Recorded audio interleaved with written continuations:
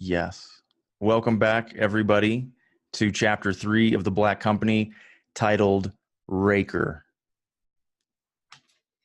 So why is it called Raker? Lewel? Haven't all the chapters been a person? It's not a trick question.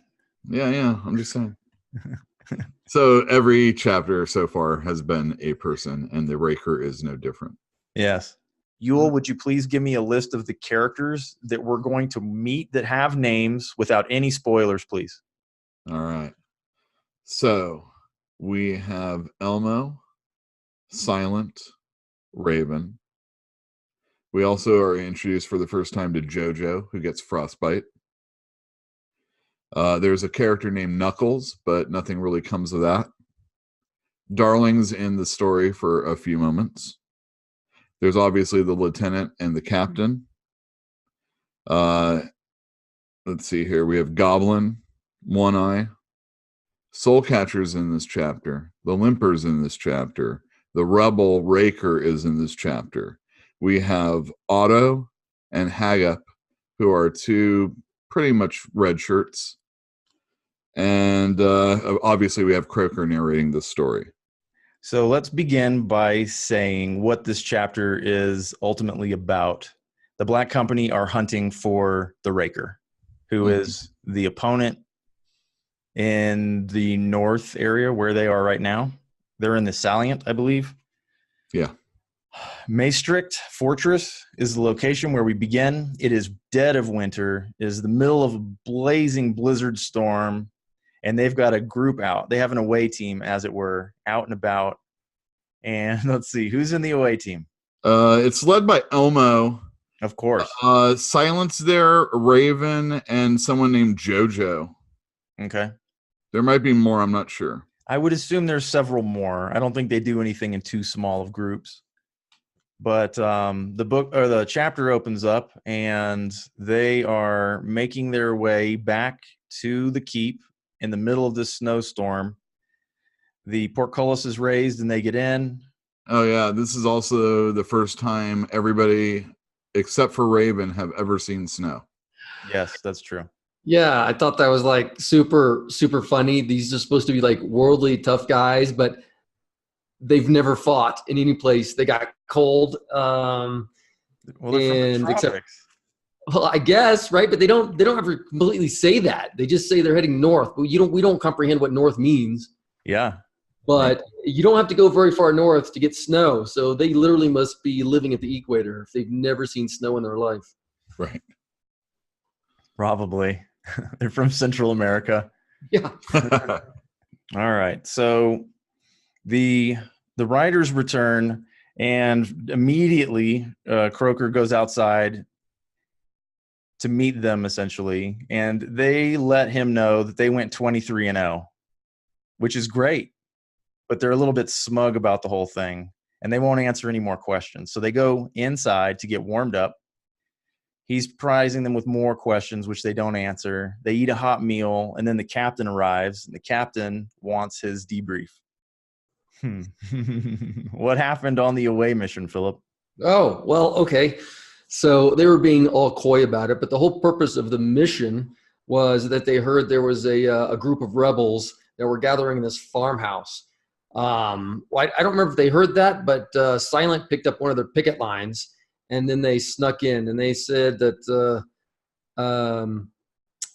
they didn't know who was there. They honestly did not know who was there, but they went in there, and all hell broke loose, and like they killed 23 of them, and I think like 7 got away or something like that. But one of the most important things is one of the persons that got away was Raker himself. But okay, I'm going to disagree with you, because they said right before they described the scene that the captain would not have sent an away mission.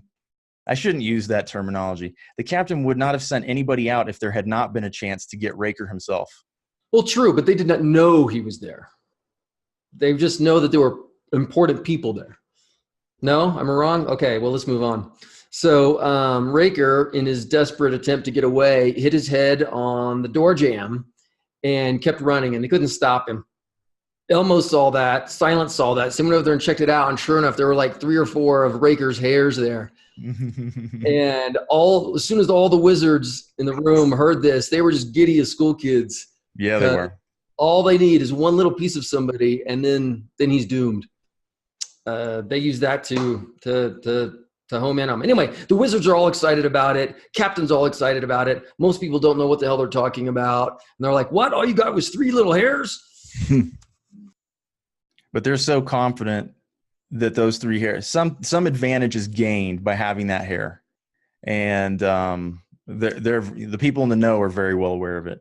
So they decide to call in Soulcatcher because they, I think, want to protect their wizards, and they want to count on somebody who's devastatingly powerful, so there is no question that the magic will go off without a hitch. But they devise themselves a little plan. One Eye, he begins working on one of the large crenellation stones from somewhere on the fortress. They dislodge it. I get the impression stone is really hard to come by because they said it's a swamp in summer. So, since stone is so hard to come by, they literally take a stone out of the castle. Yep.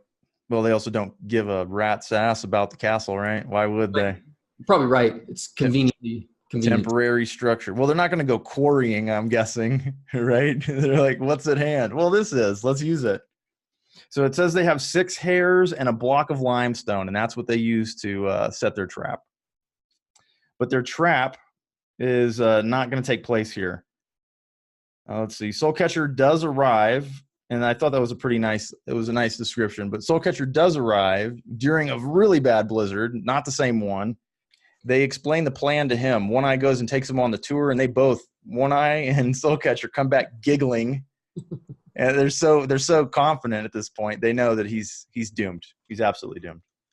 All right, so that's the beginning. The winter. Okay, so Soulcatcher, once they're on site, says that he determines that they're going to go as soon as the weather turns better, and they're going to head into Roses. But ahead of that, they had spies among them, and they were aware of it, and they let them run free, and they let one go that didn't know anything about the hair to spread the word that they were setting up an irresistible spy network in the town of Roses. So that information went ahead of them, and then about 2 weeks later, I guess they followed. The 8 of them. The people going. Ewell, do you remember who's all going? All right, let's see. All right, Croaker, One Eye, Goblin, Elmo, and 2 more, which was, we find out, Otto and Haggip. And that makes 7. And then they know that Raven's been forced upon them for 8. Right. And there's even like a thing about, the captain and Raven are like really tight. We've saw that before, but we see that again here. Yeah, it gets reiterated. Okay, so that group of people, they head off as soon as the weather clears up enough. They head off to Roses, and there's a pretty interesting scene where they're pushing the wagon through a muddy road as everything's melting, and Soulcatcher helps them, gets down in the mud and helps them push that wagon out of the mud, which is crazy to think that one of the 10 would deign to do that kind of work. But again, I want to talk about Soulcatcher's character and personality a little bit more later. All right, so they found a really nice spot in the town of Roses. It was a large square overlooked by many buildings with lots of alleys and streets coming in, and no real chance of any activity after nightfall. So they rented a room overlooking this square, and they set their trap there. They arrived in Roses, and then that night around midnight, fog rolls into that square, probably to cover them, and they go in and they set up their trap. So, Ewell, what is their trap? So there's been a few things that have been going on as far as this is concerned. One Eye, I think, is the person that came up with the idea of the trap. Croaker, along for the ride, is trying to get all the information out of him, and he won't give it. There's this table that comes along with them. They don't know how it, I mean, he's like, where did this come from? Croaker asks. And One Eye gives him like a glib response. And it's that way with the stone. He doesn't know what that's for. He asks, and he basically gets nothing. So using the stone and the table, how do they use the stone? They put it on the table, right? Yes. And then underneath the table, there's these sacks, and they're super heavy, and they're full of money. Soulcatcher, in like 1 word or 2 word sentences, tells them what to do. He's like, the bags. And he's like, open them, and they slit the bags open, and it's gold, and it's jewels, and it's silver, and it's all sorts of crazy treasure. And they leave this note. It's scrawled in the stone. He finally sees it, and it says in there, let he who would claim this wealth seat the head of the creature Raker within this throne of stone. And there's like some magic spell that One Eye and Goblin and Soulcatcher. Nope, Soulcatcher does it. Yeah, they put like basically a ward on this, and to test it, or I don't know who it is, like puts a sword in there, and it like basically melts. It's Raven and Elmo. They both test it with the tip of a blade, and their white hot metal is what comes back. Croker's helping move the stone, and he just like starts sweating almost immediately, and he like, that stone's like dead hot, he says. Yep. I don't know if it's like a magic thing or not, but yes, almost certainly. Yeah. Snow doesn't pile up on it once it's in place. Oh, that's right. Yeah, that's right. So yeah, it's radiating heat. But the stone is carved like a tub or a basin, essentially. They've carved it almost hollow. They call it a declivity. Oh yeah, they want to put the head in that. And it's the hollow spot for the head to go in. So when they cast that spell, very importantly, Soulcatcher pressed the 6 hairs into the wall of the declivity, and then they cast this magic. And then they literally retreat to that room above so they could watch the... just a total stakeout the rest of the way. Yep. Basically, they retreat to their room above the square, and they watch. For weeks, they watch. Yeah. All right. So they're watching their trap's effect. And the trap has several effects, but one of them is that an economy grows up around poor Raker, like everybody wants that money. Like anybody seeing that amount of money just lying there, first of all, they test it, but they want it desperately. So yes, Yule, go ahead. They say that the Berg is going bounty crazy. Yeah, nuts. Everybody wants that money. People are coming up with heads, basically. They do try it. Although I think that was one of Raker's men that was trying it, because in that scene that you're referring to, Soulcatcher warns them to shut up, that Raker's in the area when the first guy shows up with a head. Doesn't go into detail with what happens, but obviously it doesn't work. Yeah, it implies that Raker was watching or directly responsible for, but he wasn't that actual person. Right. So some smart people got the idea that they could dig underneath it, and Soulcatcher grudgingly admits he did not expect such ingenuity as tools, and so would have to adjust the magic. So I assume he did that shortly. All right. So in those weeks, Croker spends as much time as he can with Soulcatcher. Everybody else is going out and getting drunk. We said there was an economy that had popped up. One Eye is selling trinkets to the locals, which actually seem to work to give note to the people wearing them that there are rebels nearby. Goblin says they do sort of work. Goblin's out there selling rumors, and they're getting rich off of this economy. But Croker would rather have a different kind of currency. He spends his time with Soulcatcher trying to get information, and he says that he's getting a little bit more open. He's starting to talk more and more. And at one point in time, he asks Soulcatcher, "What was the Dominator like?" Do you remember how he responded, Philip? Oh yeah. So Soulcatcher predictably doesn't even say anything. He just turns his hand upside down and like flinches it like it's some horrible claw, and Croker gets the impression that it's like he's grabbing your own soul and you're done. Yeah. Yeah. And that was it. That's what the Dominator was like. And Soulcatcher didn't say a word. Yeah. All right. So they spend those couple of weeks letting Raker simmer, letting the city simmer. And then they get a message from the captain. And we hear that there was an amnesty declared, and some of the rebel troops have been giving up their weapons and at this opportunity, because they've said it several times, spring's rolling around, and as soon as the weather clears up real nice, they're going to start killing each other again. So some of those soldiers have decided they don't want any part of that. They see the writing on the wall, I think, Maybe not. Maybe. But Soulcatcher says it's time to turn the screws to let the Raker make a mistake. So after weeks of watching, he admits to Croker that he did not allow it to drag on for so long out of cruelty, but in order to allow the Raker's reputation in the area to basically unravel and for his people to lose complete faith in him, which he thinks is successful. And at this point in time, they don't even need to kill him anymore. All right. So while we're having this kind of a catch up in time moment with the message, Soulcatcher stands up. Everybody that's in the room with him takes note, and it's the Limper. The Limper showed up in town. So Soulcatcher vanishes into Roses in order to go deal with the Limper.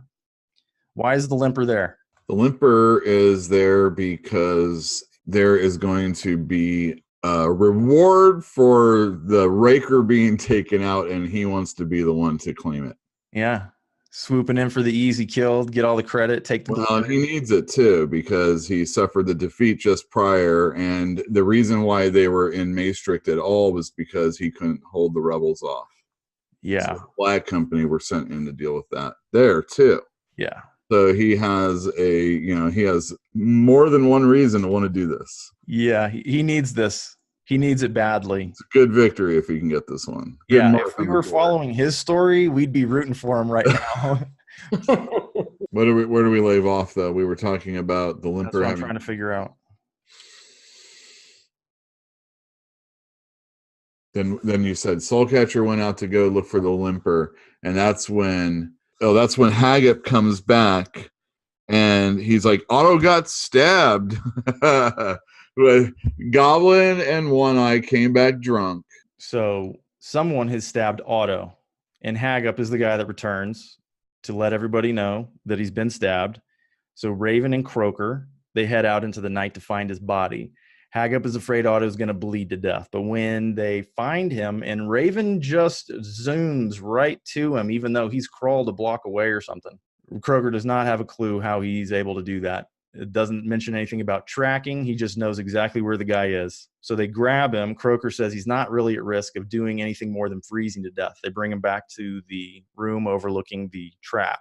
Then Raven's like, hey, let's go. Grab your sword. And they start looking for the guy that did the stabbing because they assume, because Hagup said that it was the Raker. So they go after him. Yeah, but at first they don't really believe it's the Raker anyway. No, they don't believe him. They head straight out. They go right back to the spot. I guess Raven takes a look at the tracks. The snow hasn't covered him up yet. And he kind of changes his mind. He's like, maybe he was right. So they continue tracking this guy through the snow for quite a little while. Croker's complaining that his feet are frozen blocks of ice. And then Raven stops him, sniffs the air.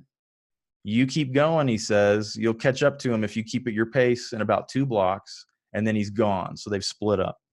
So Croker does what he was told, basically, and he does eventually see him in the light of a tavern door.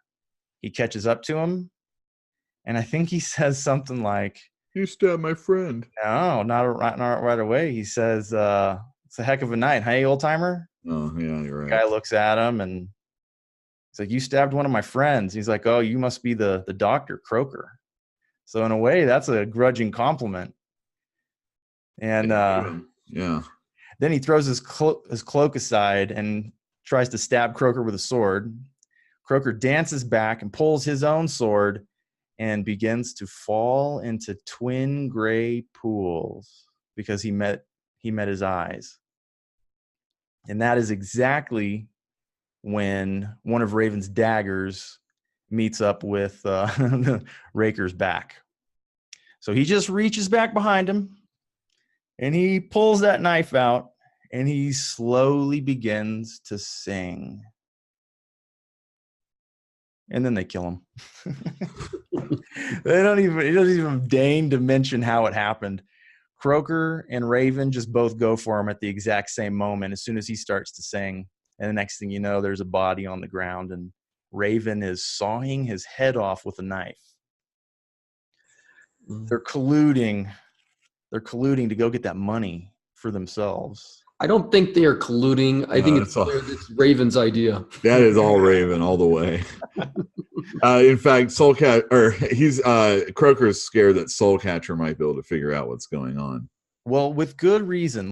So Croker goes and gets Elmo. Elmo goes and gets a wagon. Raven puts the head in the declivity, and the spell wears off. They load the money as quick as they can, but the Limper had been there, and Raven is aware of this fact. So he's in a hurry. They're all in a hurry. They're going to split. And so they're just throwing the money in, getting as fast as they can. They end up leaving some behind, but they get that wagon moving. They tell Croker to go and disguise the tracks of the wagon from where it came from so it can't be traced back. And very, very interestingly, Raven says, we got to get out of here or he's going to take it away from us. He does not care for his life or limb. He is concerned only for that money. I thought it was interesting. Anyhow. All right. So Croker, he makes it back to the hideout before anybody else does. You got the sick guy, Otto. He's inspecting his wounds. The two wizards are passed out. And then he hears the thump, drag, thump, drag, thump, drag. And the door comes open and the Limper is standing in the door. And then we get a really, really nice description of the Limper for the very first time. Lewel, do you have it?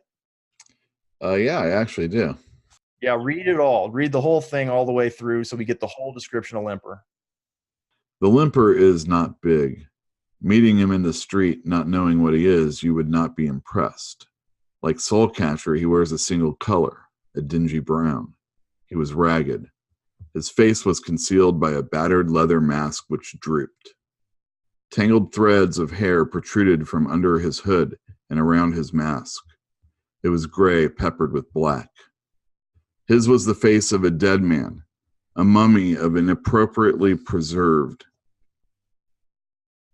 His eyes were alive and baleful, yet directly beneath one was a patch of flesh that had rotted.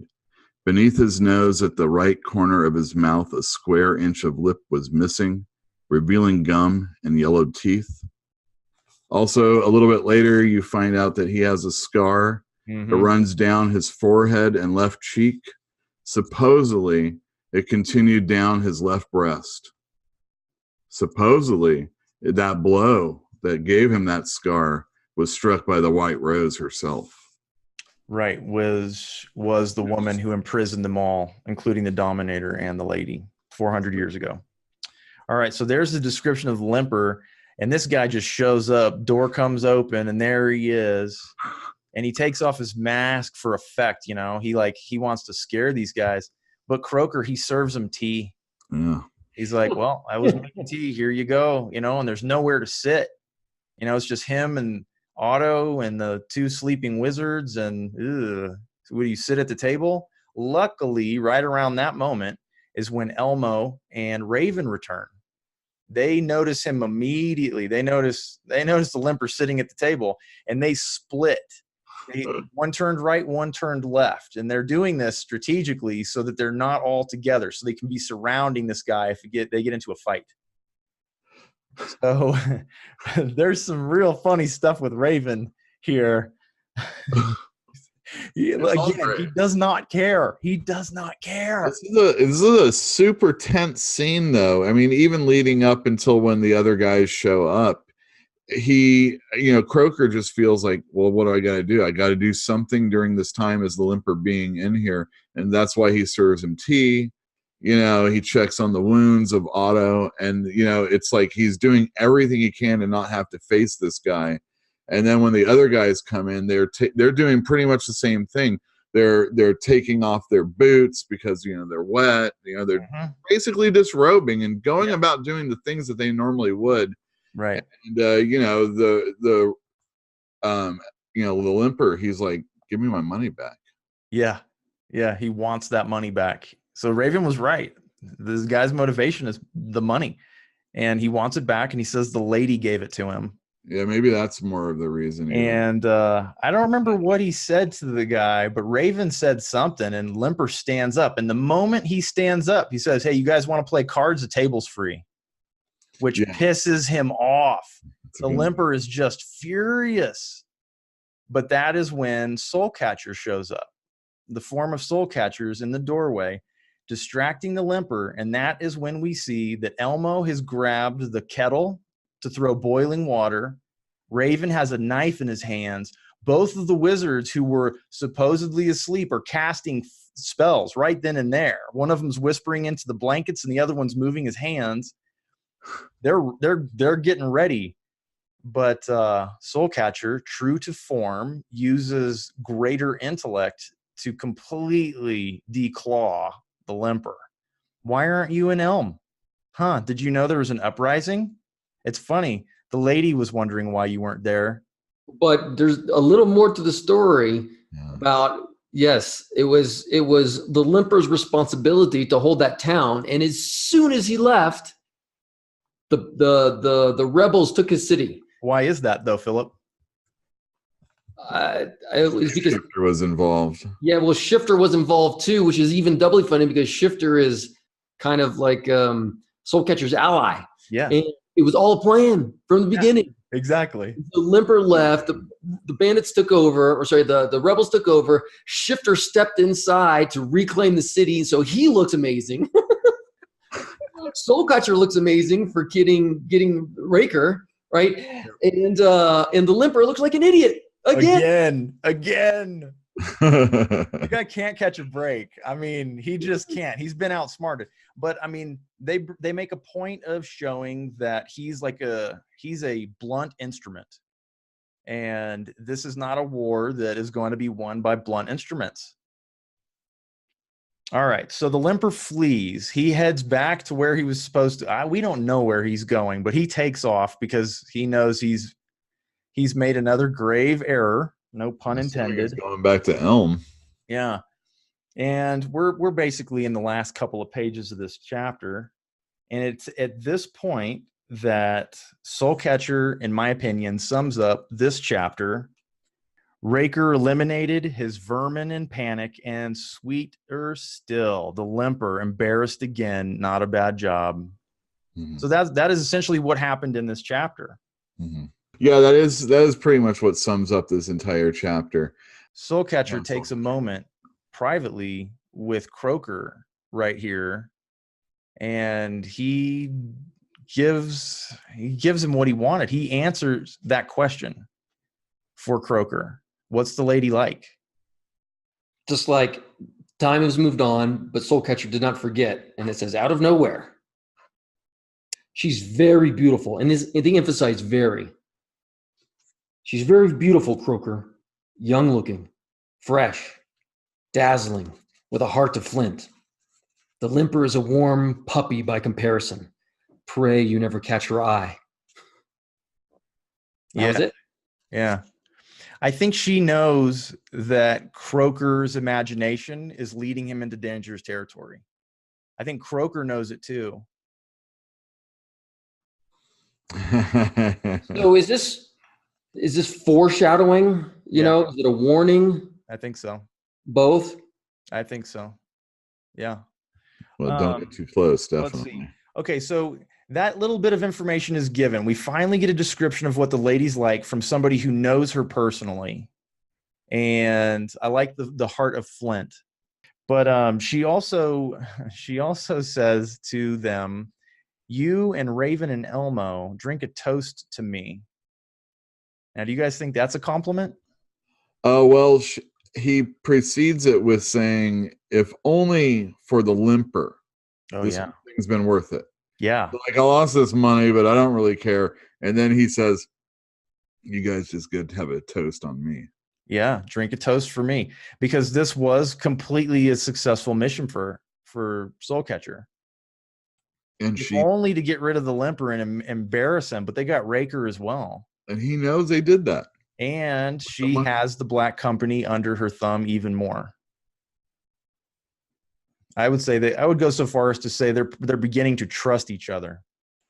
I don't think it was Soulcatcher's intention to get personal with the Black Company.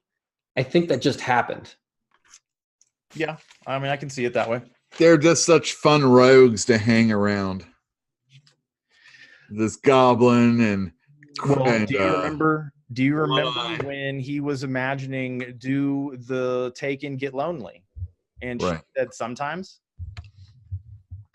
I mean, Yeah. how many peers does this woman have? 9. One. Who? One less. Who are you talking about, Philip? I'm not putting the Limper Oh, in that. okay. She has peers, Yeah. but they are not friends. No. Well, one of them is, but yeah, she has 9 peers among the 10. The lady is clearly dominant. The dominator is not in the picture. The people on the opposite side, they could conceivably be peers, but they're not quite as powerful. But she said that, yeah, sometimes she gets lonely. Yeah. No, I agree. What's your point? The point is, it may have been on accident, but there's a reason behind it. Like, the humanness of Soulcatcher has not been destroyed like it has with the Limper. The Limper is an inhuman. He is an undead for sure. Like, we see it in his face. We know he's undead. And he has no human traits. He does not care what happens to anybody. He's a monster. He is a monster. And Soulcatcher is on the other end of that spectrum. She's still mostly human. Well, Maybe undead. She probably is. Well, go back in time to like 300 years or whatever it was.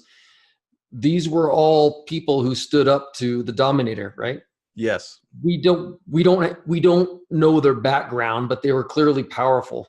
But now, like, whether they like it or not, they are dominated. Yep. So they could be good people forced to do the lady's bidding. They could be bad people. So I think that whoever they were before is still there. Yeah. To some extent. Yes. However, they are all dominated. Yes. They have no choice. They serve the lady. They serve the All right. lady. So let's see. Is there anything else about Soulcatcher? Soulcatcher is endless.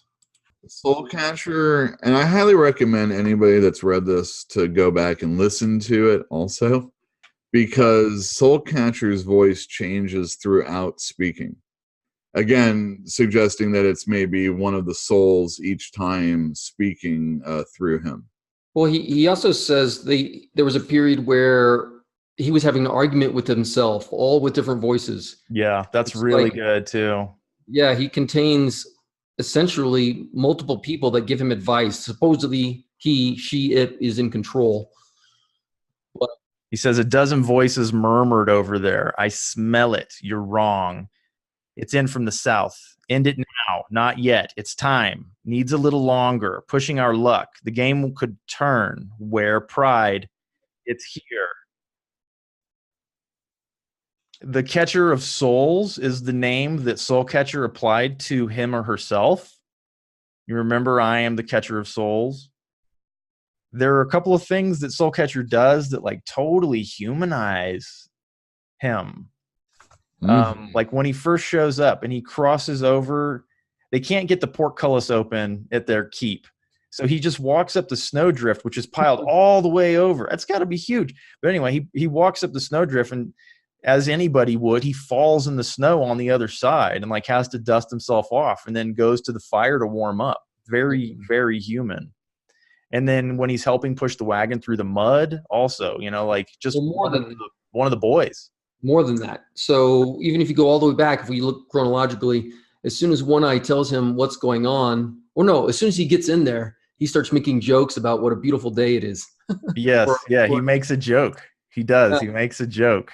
And nobody laughs. Of course they don't laugh. They're terrified of this guy. I mean, he's one of the 10, you know, like one of the most powerful people ever. There's even mention about how he is starting to talk more with them also, you know, more and more. There's even a scene later on in the story where he actually eats in front of them, which is something that he doesn't do. Yep. He eats and drinks tea. Well, he sort of does. Well, he turns his back to them. We do not see the face. Nobody ever sees his face. That's right. Yeah. All right. So another thing, because like Soulcatcher is described as very lithe and, you know, kind of womanly in physical feature. He basically says she has breasts. Yeah, and from time to time we'll have a male, female, a deeper voice, a higher voice. Again, maybe because of all those other elements that are in that person. Well, it makes me think, now consider this, do you think when he absorbs souls that essentially he's becoming this androgynous being over time?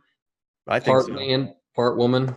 Well, it might be that, or maybe it's just trying to not. I mean, the Limper will show that his face. Oh man. There's no reason for Soulcatcher amongst the people that we are supposed to assume are her friends, I guess, or her Peers. her people in the very least. I mean, if the villain can show his face, Soulcatcher should be able to do that. There's a reason for it, I'm assuming. There is, but what do you think it is? Because it could be lots of different things. It could be modesty. She could be from a culture that doesn't like to be seen eating in public. She doesn't want to show her face. Is she ashamed of what's going on underneath the mask? Is it vanity? That's assuming she's a she. It's also mentioned that the 10, there are 3 that are women and the rest are not. And nobody knows who is who. Although I assume we know that Limper by the end of this chapter is definitely a dude. There are a couple of things that make me suspicious that Soulcatcher is a woman. The first is when he describes there being like gentle bumps where breasts would be. And then when she sticks to a particular voice for a long time, like when she's talking to the Limper, it's the same voice and it's a woman's voice and it's a hard voice, is how he described it. So I'm leaning towards her being a woman, but I'm also leaning towards the idea that if we could change our gender back and forth willy-nilly, we would very soon lose track of gender identity. We wouldn't care. And the Black Company, they do not care if this is a man or a woman. They don't care. It's based on merit. Can Soulcatcher read minds? Yes. He says no. I know. He says are both true statements. Those are both true statements. But he totally answers what Croker is thinking. Okay, let's go there. It doesn't matter how long it takes us to actually find the section, but let's go there in the book. Because you thought I was being cruel for cruelty's sake. Okay, so this is the section where Soulcatcher is explaining why he let it drag on for 2 or 3 weeks. He was not doing it to be cruel to the Raker. There was subtlety there. He was trying to undermine the Raker's authority in the region. But anyway, Croker says, "How did you?" And Soulcatcher responds with a little bit of laughter, "No, I didn't read your mind. I know how minds work. I am the catcher of souls, remember?" And then he thinks to himself, do the taken get lonely? Do they yearn for a simple companionship, friendship? And he responds, sometimes. I mean, I think that's pretty good indication that he can read minds, honestly. Well, no, Soulcatcher says that he can read people's movements and their faces. And it's also, it's also questioned whether or not the souls of the people that he's taken have informed Soulcatcher of who knows what else. Yeah, but Soulcatcher's response was very specific to his wanderings. And it was a non sequitur. He went wandering in a place that was not related to the previous question. Yes. Right? The first question was about why let it go on for so long. Actually, it started a little bit earlier when Croker was searching the face behind the Black Morian. Yeah. It says here he's trying to search the face for some hint of thoughts behind the metal, and then immediately Soulcatcher says it's of no consequence, and you're not quite sure what he's talking about. Hold on. He does this craftily. I know what you're talking about. Where is that, Lewel? That's on 120, about a little bit more than halfway down. Well, it started with, it was after Goblin came and talked about how they're profiting on the black market and cheating people out of money. And Goblin, that was within earshot, if I'm not mistaken. Also, yeah. Well, they were whispering. They were not. Soulcatcher was not supposed to hear. The point is, Goblin gets wigged out and he leaves, and then he he says, Soulcatcher says, "Don't worry, it's non-consequential what they're doing." Right. He doesn't care. Oh, I see what you're saying. He says his ears are sharper, so he definitely overheard, and he doesn't care. And we see that again later on, but we'll get there. But those are some cool things about Soulcatcher. There are a couple of places where Soulcatcher displays like a great deal of tolerance for stupid questions. When Croker's like, "Huh, how do you know?"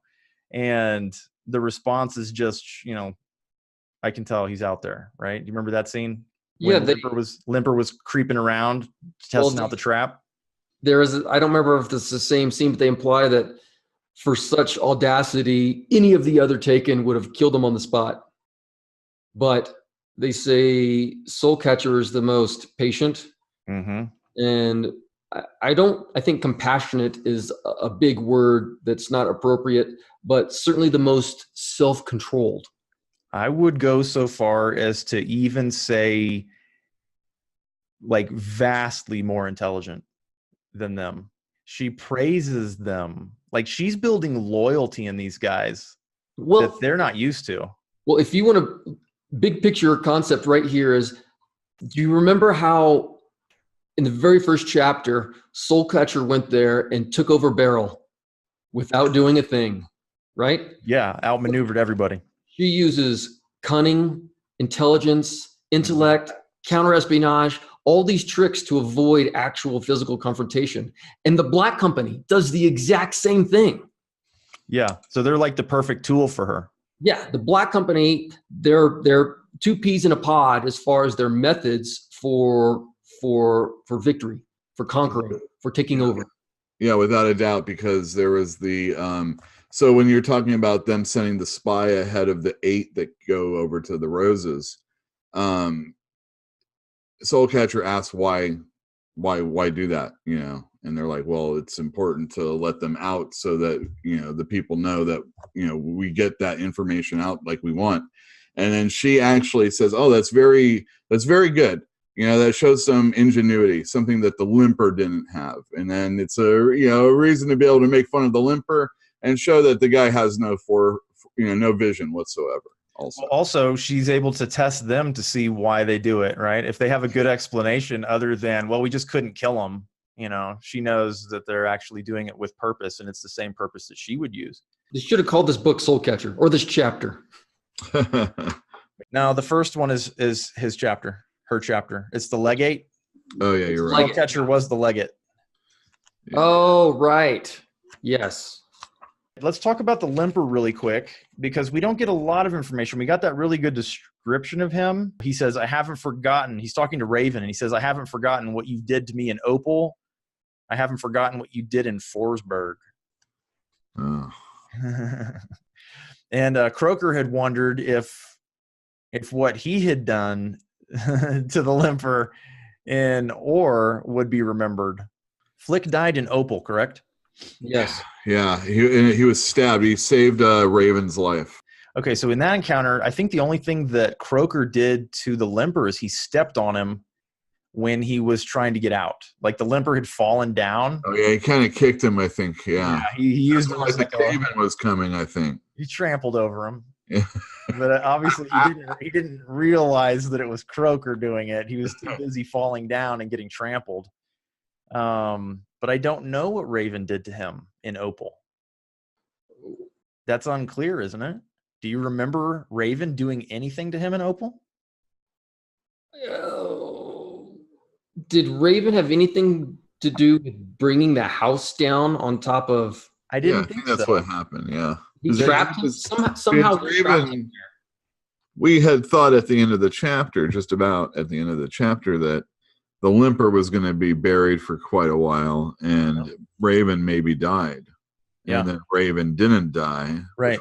Nice end of the chapter. Yeah, but I don't think we ever saw him with our own eyes do anything to Limper. I don't remember anyway.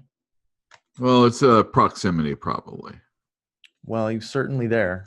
I know you from before. I don't like you. And then something bad happened another time I saw you. Yeah. Therefore. Okay, so now, did we lose anybody? Did the Black Company lose anybody in this episode? And give me a full list of anybody that might have died. No, actually, in the Black Company, this chapter, everybody lived. The frostbite was no big deal with JoJo, and the wounds that Otto got weren't really, they were pretty much superficial. The worst thing he would have been was drunk and hypothermia if he stayed out there. Right. So overall, he did not. There was a villain that died, which was the Raker. Right. Which this whole chapter kind of revolves around. Well, it was his chapter. It was his chapter. And now he's dead. And now he's dead. Oh, and 23 nameless rebels. 23 nameless rebels and some poor schmo that got his head cut off to test a trap. Oh, yeah. Somebody died at least once to test that trap. Oh, I think it happened a couple times, actually. Yeah, they said twice. He tested it spectacularly twice and failed. There's no real information about how it was tested, although he lost favor in the town. I don't really know how. He's not clear on that or what it was about. But they also said that after the first night, and Soulcatcher said she was going to have to update her wards. He said the next morning there were several dead bodies beside the trap. Yes. So the trap itself. Well, that's human avarice. Killing humans. It's human nature. They were relying on human nature to do a lot of the work for them in this chapter. Yes, and that was the theme. Yes, that was the theme. Is like human nature and being human and using the best and worst of it against our enemies. Right. Do you remember that Raker had been ordered out of the area and he had refused to go? He was too prideful to leave that trap unanswered. He wanted to turn it on them, and that was his human nature, which ultimately got him killed. Yes. Well, figuring out the trap was his human nature. They said that the only way that he could survive the situation that he was in was to basically get out of there or to beat the trap.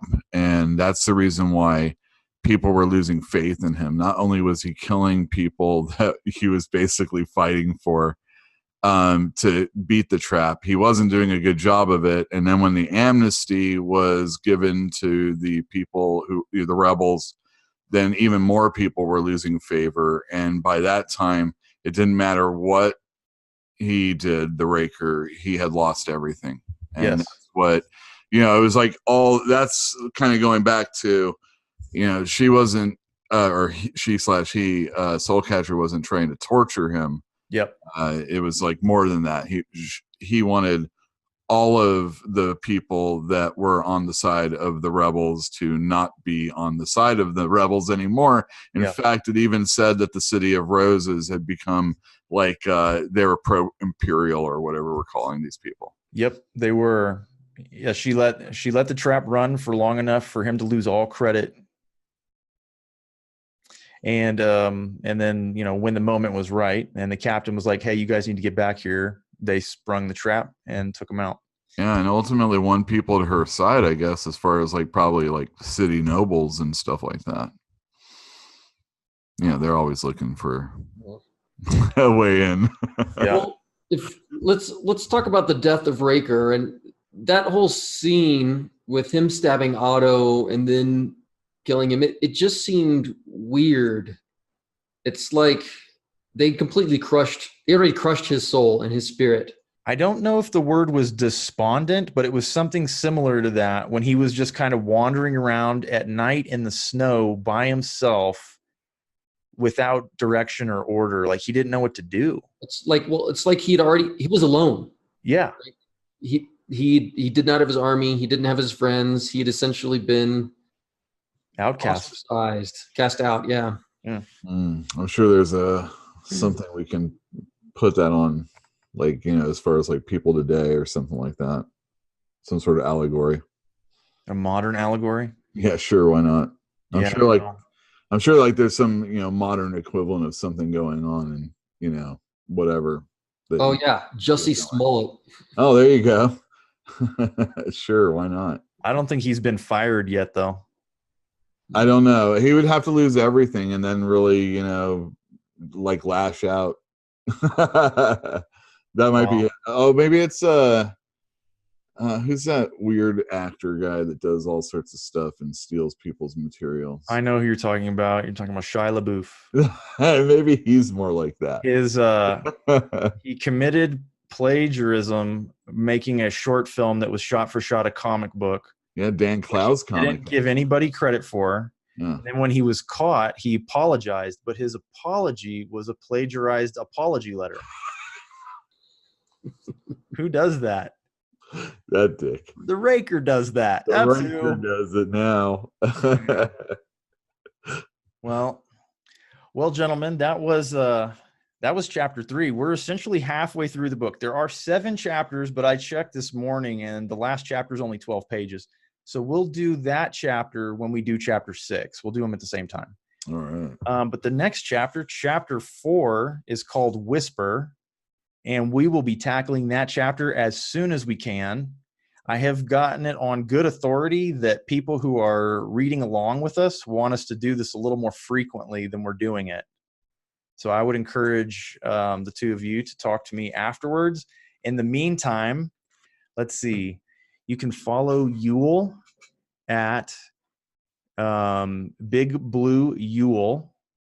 I'll put it all in the description. You can follow him that's at Twitter. You can follow him on Instagram at Filthy Burger, and you can follow his comic book store at Fantastic Comics on Instagram as well. Philip is a Luddite, as I have mentioned before, and he's not on social media in any capacity. So the only way you can follow Philip is home. Nice. Yeah, you would love that. You would love that, boys. Hey, I'm not a Luddite. I'm anti-network. Leave Phil messages in the comments down below. Yeah, just leave comments. Everything's fine, especially on YouTube. It's fun that way. All right, guys, thanks for joining the podcast. Wait. Again. One last thing. Oh, yeah. Where can we find you? On Instagram, pretty much exclusively. Paperback Goldmine. Yes, Paperback Goldmine. All right. And YouTube, which hopefully people are watching this on YouTube or listening to it on YouTube. iTunes. Whatever's clever. Stitcher. All right. Thank you, guys. And we'll see you in the next one. Bye-bye.